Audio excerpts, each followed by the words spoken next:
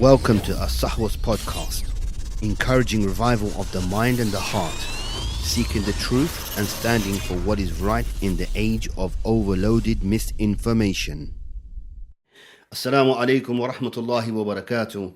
Welcome to As-Sahwa's face-to-face podcast, and today we will be discussing the issue of voting.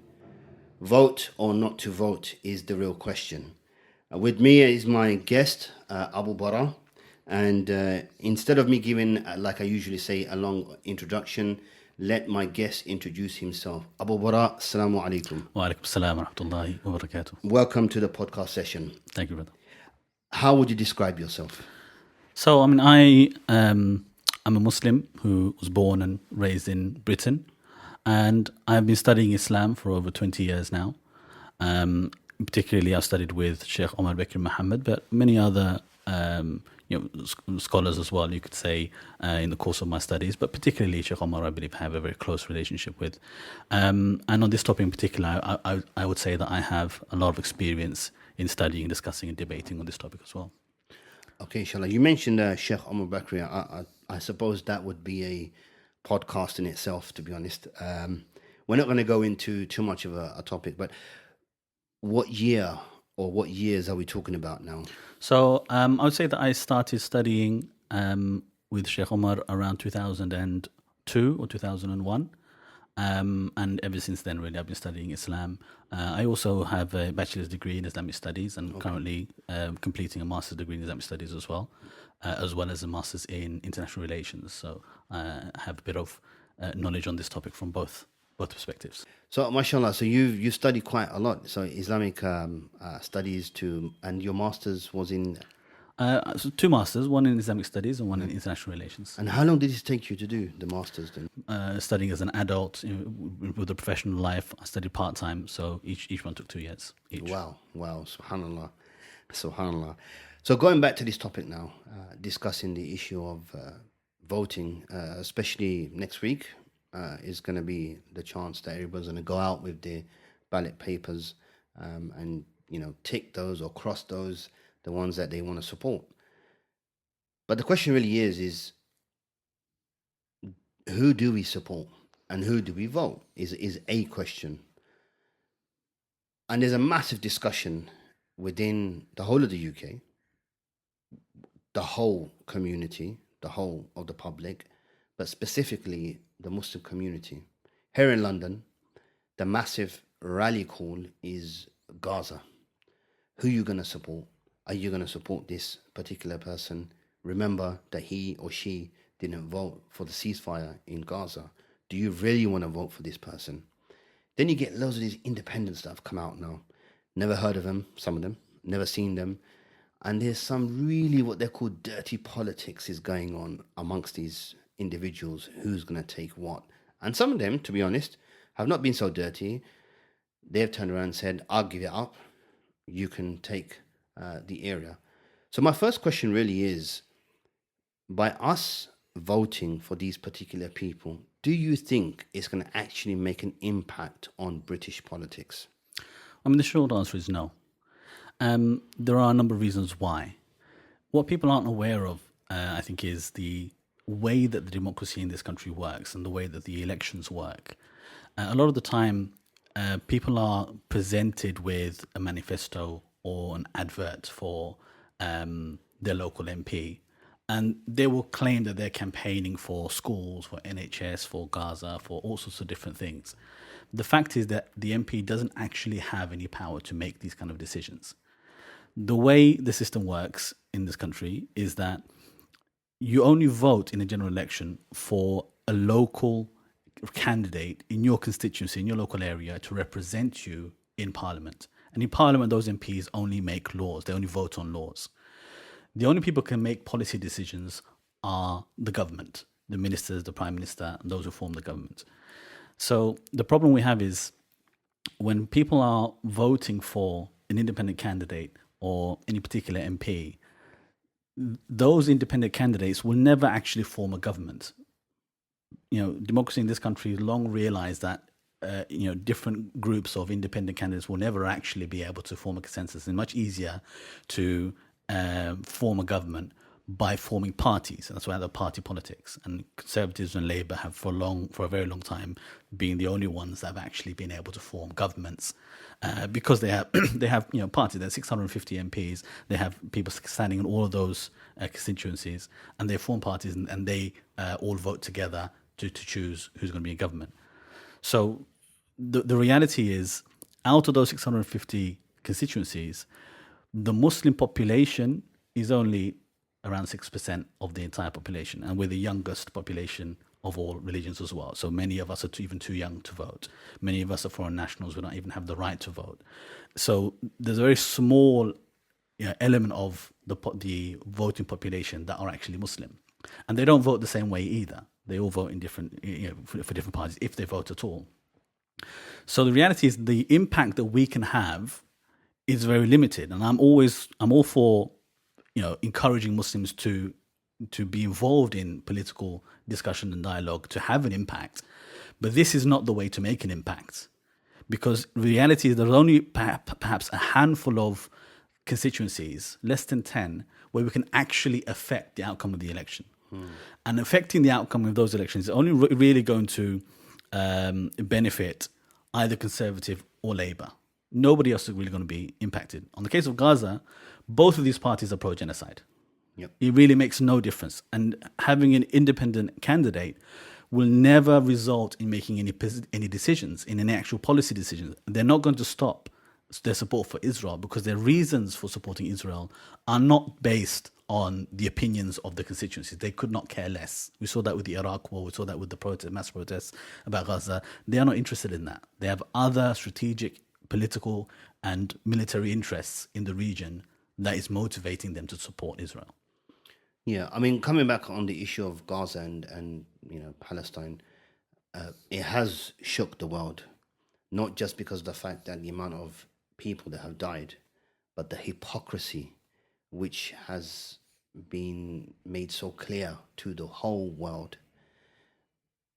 Even people whom I work with, non-Muslim colleagues, they're disgusted and shocked, but everyone's afraid of speaking about it. And I suppose that's because of the fact that what's happened is, as an initial shock, a lot of people lost their jobs. A lot of people became excommunicated by their work colleagues and what have you. And now there's a bit of a scare amongst people to really speak about it. And today there was a case of a lady who's in court for holding a placard of Rishi Sunak and Braverman with the coconut issues. I don't know if you heard, but there were 5 members of Cage who were also arrested, and now they call them. That was just today, I think, wasn't it? Yeah, today. Yeah, now they call them the Coconut 5, right? And as you know, a lot of mixture of people, Muslim, non-Muslim, white, black, everyone's there. So it's affected everyone. It's touched everyone, right? The issue of Palestine and Gaza and that. But that shows the reality of British politics. You're talking about Starmer. Starmer is a person who is a lawyer by trade, right? He's someone who should be defending, but he's the one who's come out and said, no, Israel has the right to starve innocent people. Israel has the right to give them no electricity, and then also he backtracked a little bit, right? So with these kind of people in place, are people actually really thinking about what Starmer has done, or are they just thinking about their own pockets? I've heard a lot of Muslims as well making excuses for Starmer and what have you, and for other MPs and those that people need to or want to vote for, and you'll see that the excuses they are making for them, and it's just ludicrous. But really, there is this thing about Muslims in the West. They don't have a choice but to participate. It's an issue of bringing less harm for the Muslims in the Muslim community, and Muslims have to evolve in Western society. You mentioned about how Muslims should be persuaded to engage in political talk, which is vital. Now, it all kind of depends as well what kind of politics you're talking about, right? Exactly, yeah. And when I sit with my colleagues, I have to present myself in a certain way. And when we talk about certain things, there's a way of talking about it. But you can tell everyone's kind of on edge, and they don't want to. They all want to be politically correct, okay, and nobody wants to upset anyone. But reality is that's not human.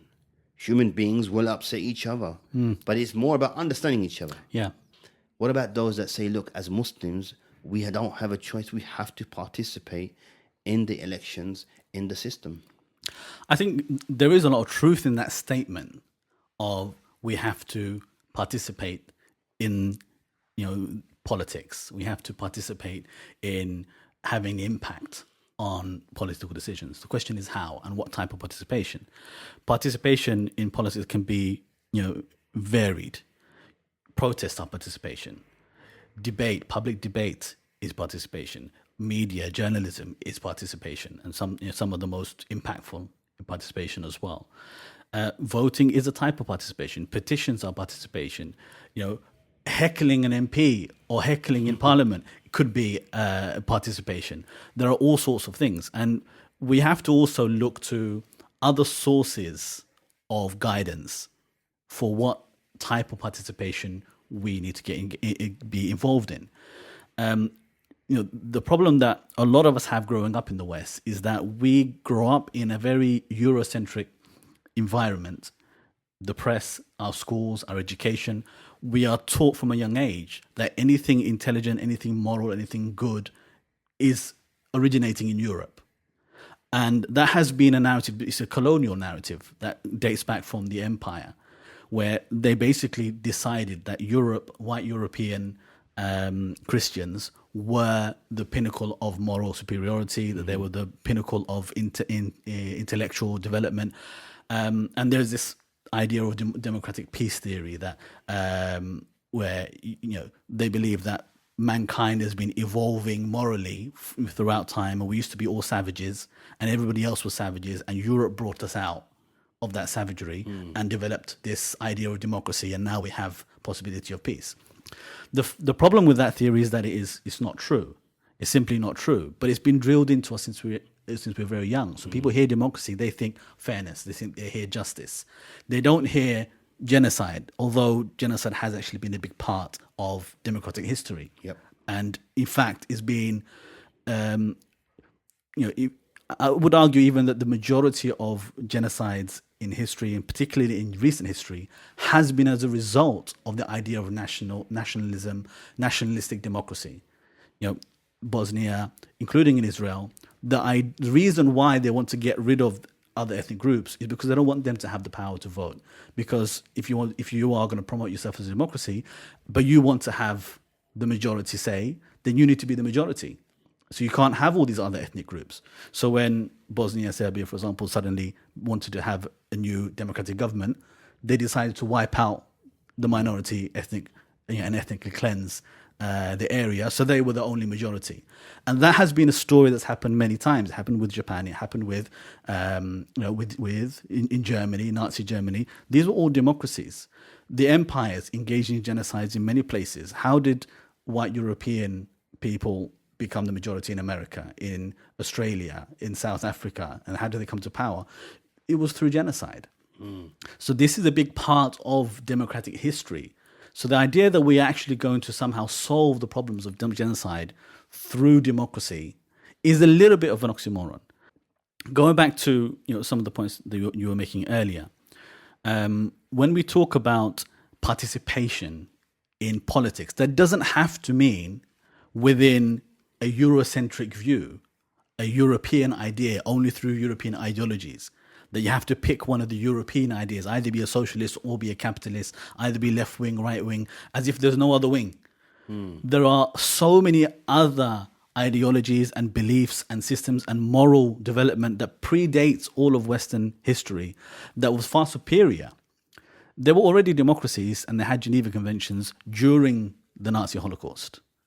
It wasn't as if nobody knew this was wrong. They knew about it. Now, for Muslims, we have a rich history, especially in international relations, especially in government formation and moral statehood and rules of war that predate everything that we witnessed in Europe, and which was far better. And we also have Islamic guidance divine guidance from the Quran, from the Sunnah, and through 1,000 years of scholarship, which gives us a better understanding of how we can engage in politics, what politics is in Islam, in Sharia, in Islamic texts. It's called Siyasa Shari'iyya, the divine politics in Islam, if you want to translate it in that way. And that is a guide for us of what is permissible, what is not. So there are many things which are permissible. Many types of protests is permissible, some maybe are not. But many types of protests are possible and are permissible. You could have a petition which is permissible. You could have one that's not. But we should be looking at what is acceptable, what is not. Not just how impactful it is. Because some things are impactful. To be blunt, even the genocide is impactful, is effective. Why is Israel so brutal? Why are they so violent? Because it works. That doesn't mean we start to behave like them. So the fact that something could have an impact is not enough. As Muslims, we want to go back to the original guidance from Allah about what is acceptable, what are we obliged to do. And I do believe we are obliged in Islam to engage in Islamic politics, to command good, forbid the evil. So in the Sharia, politics is about commanding good, forbidding the evil, managing the affairs of the people according to the guidance from Allah. So, voting is one question. Is it allowed? Is it not? Is it a good way? Is it a bad way? Is it an effective way? Is it not an effective way? That's one question. But there are lots of others. And in fact, a clue to what is very effective in this situation is the fact that they are arresting people for holding up placards of coconuts. Why are they interested? Why is it so important for them to arrest these people who criticize the government? It's supposed to be a basic democratic principle, basic principle of freedom of speech, that you can criticize the government, you can criticize the prime minister. If you are, white, if you are, and it's not about racism, because you can be a Muslim white person and still be attacked in exactly the same way. Any white Muslim can suffer the worst types of racism. It's not only people of color that are suffering racism, but right now Islamophobia in particular and Muslim-centric ideas of politics. So there are many non-Muslims as well who take a view similar to Muslims, and they're getting faced with terrorism legislation and action that they never thought it possible. But the reason why they crack down on protest is because protest does work. The reason why they crack down on people who criticize and speak up and speak about counter narratives and undermine the propaganda narrative of Israel and their Western allies is because those counter narratives, that counter protest, that counter securitization works. And it is an effective method, and that's why they are so violently taking it down. Benjamin Netanyahu said publicly in an address to the world that the protests in America, the student protests in the American campuses, is an existential threat to Israel as far as he is concerned. Is it or is it not? I don't know, but it's definitely a threat. And that's why he's calling to shut it down. He doesn't think the Muslim vote in the UK is an existential threat to Israel. It's not. There are other methods of participation that are really effective, but we are afraid to get involved in. Some of us are afraid to get involved in it. And some of us are getting involved in it, and I should commend them. I commend their bravery as well, especially all those protesters here in the UK and abroad. And they're suffering as a result of it. But that is a good indication to us of what is an effective method, because the government has been clamping down on it, have been criticizing it and calling for people to be arrested and stopped. You made a really good point. Why someone like Netanyahu is not jumping up and down when it comes to regards of the Muslim vote in the UK, because does he have any information that we don't know of? Maybe. Mossad are quite known to be all around the world. They're worried about China. I think they need to worry about Mossad. But pointing that to the side, really and truly, if you look at the impact of the protests in the universities, it's a major impact because of generations, right? Let's compare those very briefly of the university protest, demonstration, marches back in the 60s in America when it came to civil rights and racism.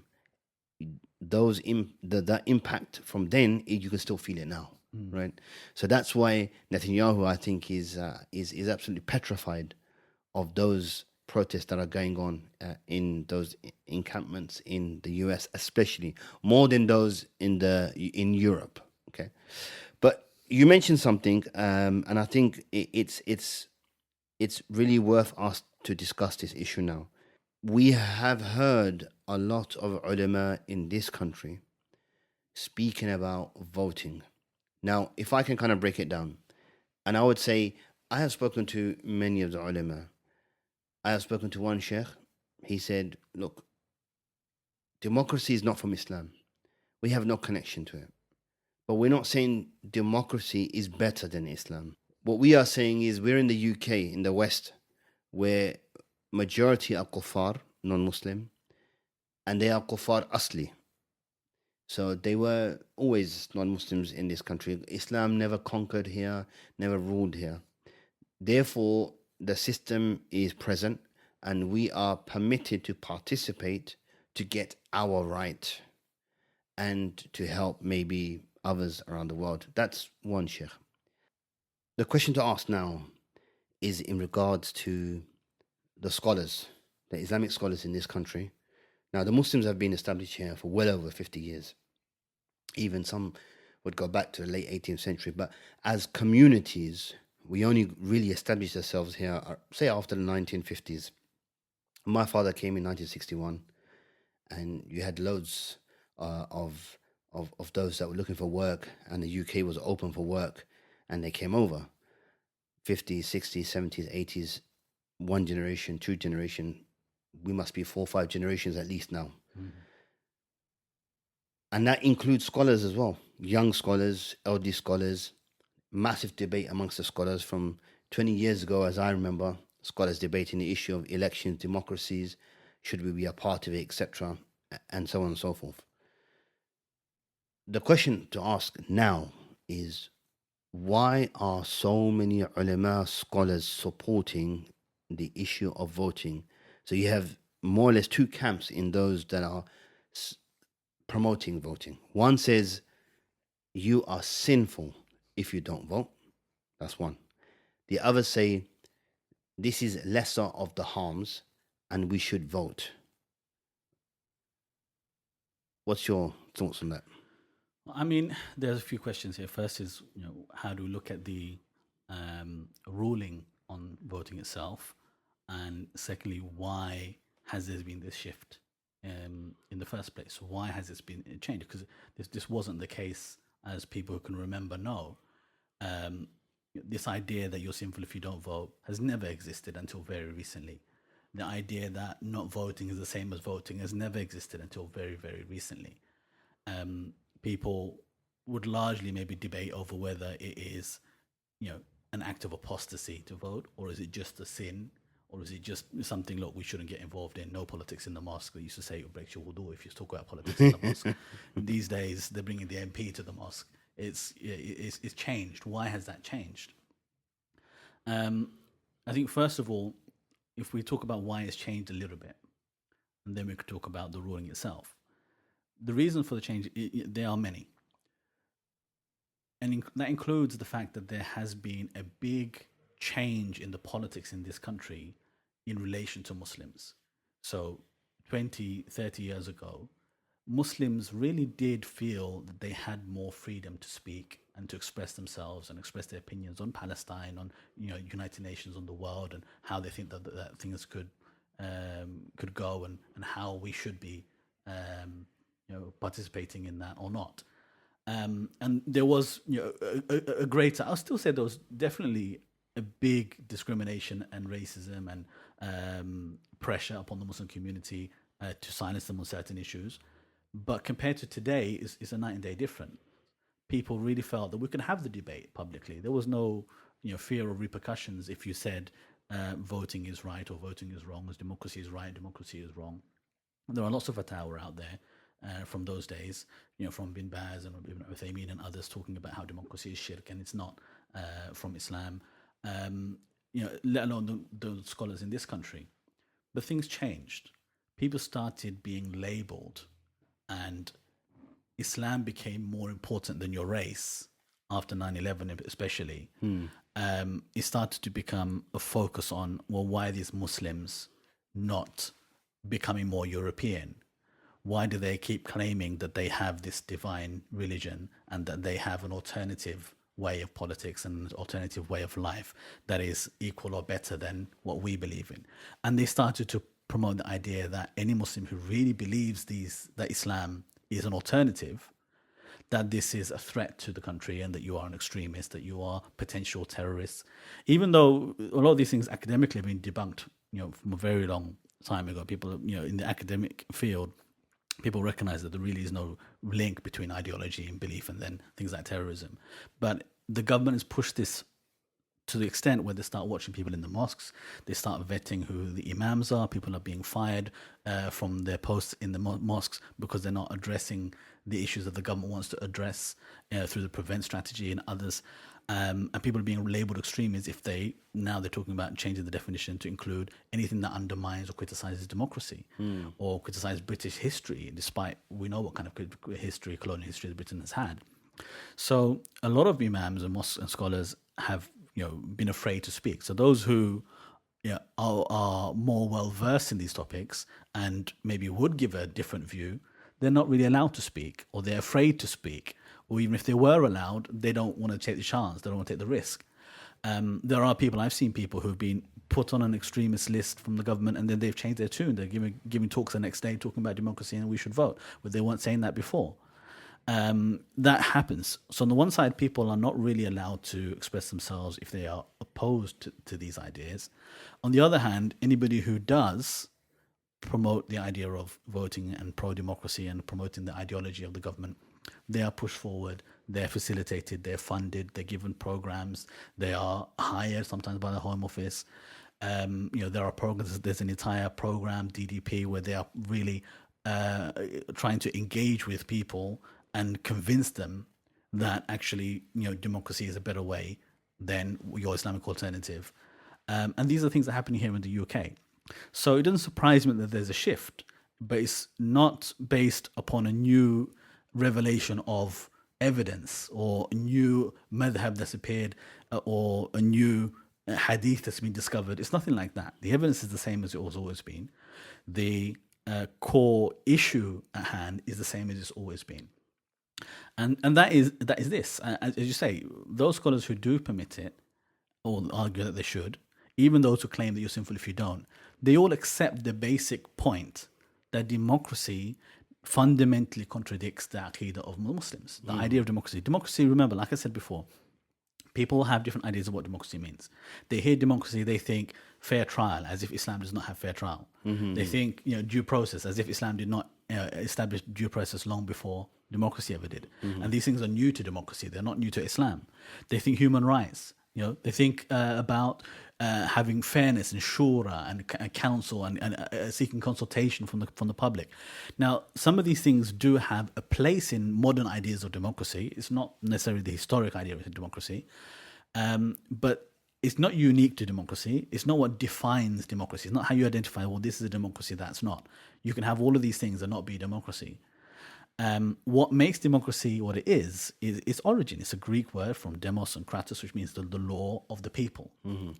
It is, as the old adage goes, the law of the people, by the people, for the people. I mean, people make the laws, they decide it for the benefit of the people, and they live and execute and judge by those laws. So it's the idea of sovereignty of man. In Islam, we do have political concepts of authority and legislation. So you have three types of authority, both in democratic systems and Islamic systems.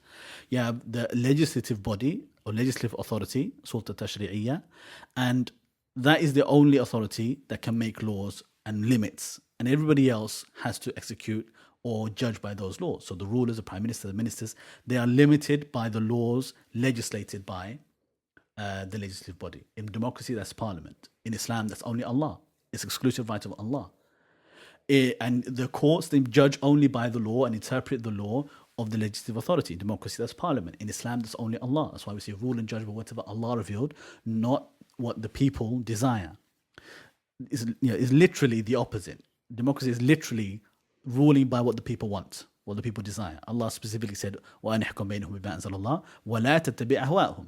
rule and judge by whatever Allah revealed, not the desires of the people. It's literally the opposite. So this basic contradiction between Islam and democracy is why we say that democracy is shirk, because it gives the right of Allah to legislate to man, to human beings. And who are those people in parliament that make those laws? Is the MP. So when we give our mandate and vote and we are appointing somebody to represent us, they are our wakil, they are our representative. In Arabic, they call an MP naib, which literally means representative, the one who acts on your behalf. When you appoint somebody to act on your behalf, you share the same ruling as them. If I appoint somebody and I hire him to do a job and I say, I want you to go and murder so-and-so man, am I a murderer? Of course I am. Even if I didn't pull the trigger, I made him my agent, my representative. So what he does in my name, I am responsible for. And people do recognize that. When you say, I want to vote for the pro-genocide party, people say, but you're going to be responsible for the genocide. That's true. And you're also going to be responsible for whatever lesser evil you vote for. You are still going to be responsible. They are both giving the authority to legislate to other than Allah, to a man. You are going to be fully responsible for their actions, not just on this topic of Gaza, but everything else. And historically, there is no Muslim MP that's going to parliament saying that I'm not going to give an oath of allegiance to the king, and I'm not going to participate in legislating kufr laws. I'm only going to be trying to establish Islam. There's nobody who's done that. Yeah.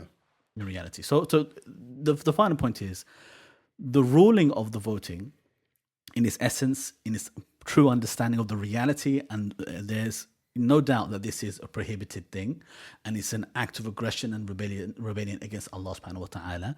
The only question is there a genuine exemption we can make? Because this is what people are arguing. They're not saying that in its origin that it's okay. They're saying that it is a bad thing, but because of our situation, we have an excuse. That's what they're really saying. They're not saying that democracy is good. They're saying we should be having this type of deceptive, tactical voting to try and get what we want. The end justifies the means. And Islam, no, the end does not justify the means. That is not how Islam works. Islam orders us to obey Allah, and every action is accountable. We can only establish an exception or exemption with evidence from the Quran and the Sunnah. We are not under duress. We are not being forced. And the reality is, our vote does not decide the life and death of people in Gaza, as people are claiming. They're not going to support Palestine over Israel. Whatever you vote for on the 4th of July, that's a reality. Go and, obviously Allah is the only one who knows the future. But on the basis of this vote, there really is no way for us to suggest that it's actually going to have that type of impact. So the idea that this is a life and death issue, that we are forced and that we have an excuse to choose the lesser of the two evils is simply not true. And it has no evidence from the Quran and the Sunnah to back it up. Another issue, I think, what is affecting the Muslim community is complex. So recently I was coming out of the mosque and one of the brothers, he said to me, brother, vote, don't forget to vote. And I said to him, brother, I don't vote.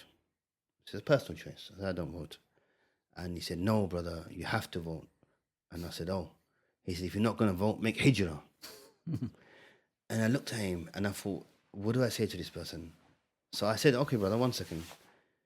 You are telling me to make hijrah because I'm not voting, where the country that I'm living in is giving me a choice to vote or not to vote. When the brother said to me, you need to make hijrah, I just found that really strange. I said to him, well, the country that we're living in clearly says to me, you have a choice to vote or not to vote. So I think there's a bit of an issue of complex. One is that. Another issue is a lot of the candidates are using people like Tommy Robinson, far right, Nigel Farage, and all these people as a scare tactic for people to vote. So to finish off the point, really, I want to know your thoughts. What do you think the Muslim community should be doing proactively to make the community stand in a way where we don't lose our principles and we are able to be an impact upon British society and British politics? I think the biggest impact that Muslims can have in the UK is public debate and protest, because the reason why we have such a skewed image of Islam is because of ignorance, because people don't know about Islam, and there's been great efforts by people who capitalize on Islamophobia, and they can weaponize Islamophobia. We've seen how the propaganda works in favor of Israel to justify their wars. So there's a big effort to paint Islam a certain way, and they rely on ignorance. The way to counter that is by talking about Islam and talking about Islam accurately and effectively. The fact that Islam does have this contradiction with democracy is not something we should be hiding or pretending it's not there, and so we participate and we imitate them as if we have nothing better. We have something better. And the truth is so much clearer than the falsehood. You have to keep repeating the lies. That's why propaganda around Gaza has been repeated so many times. And yet you see one video of what's actually happening in Gaza and it all blows away. So they're making a lot of effort to hide the truth and to keep repeating lies.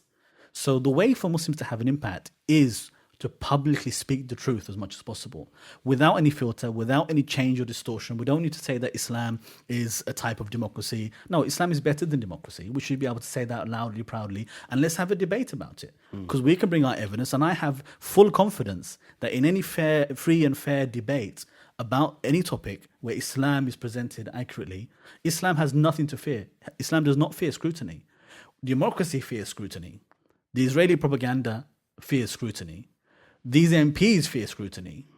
Because how many times are we going to be duped that we're told one thing and then the people vote for them, and then look what happens 4 years later. They say, okay, well, now we have to vote them out again as a protest. So why did you vote for them in the first place?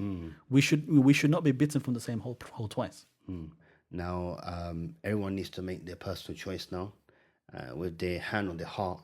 And really, the advice I can only really give to everyone else is that you have to be comfortable with making the right choice. And I'm not talking about candidates. I'm talking about being in front of Allah Rabbul Izzah when we are all being accounted and asked a question about the election. So if you're 100%, look, I'm on the understanding of if you're 100% upon the dalil, the evidence, the fatwas that are given by the ulama, and you believe wholeheartedly without any doubt that this is permissible, then so be it. But if somebody is wishy-washy and not too sure what side to take, and they go into doubtful matters, then that's a major, major problem. So I'm not going to tell people to vote. I'm not going to tell people not to vote. I'm really going to say to people, do your own research. Understand, I know it's only a week to go, but really, you still got enough time. Put your hand on your heart. Make istikhara.